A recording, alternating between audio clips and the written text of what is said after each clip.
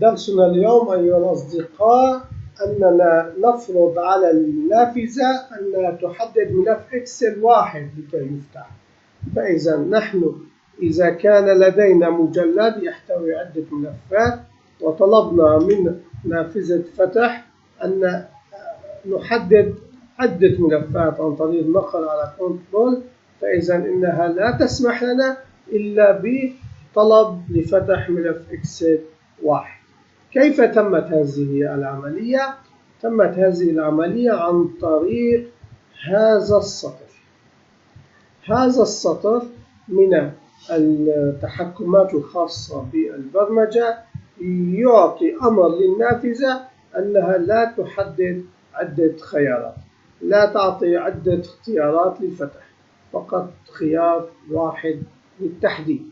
البرمجة السابقة نعرفها، المتغير الأول والمتغير الثاني، ثم نعطي أمر لإظهار النافذة، ثم نقوم بحذف معلومات الامتدادات التي سوف تفتح، ونعطي أمر جديد بأن الامتدادات المطلوبة هي خاصة بالإكسل فقط، ونحدد أنها 4 احتمالات. ثم الطلب الجديد لهذا الدرس هو أنه لا يحدد إلا ملف إكسل واحد، وفي الأخير يطلب عرض هذا النموذج، وإذا لم يتم اختيار أي شيء تظهر له رسالة، وفي النهاية تزال الذاكرة الخاصة بهذه النافذة.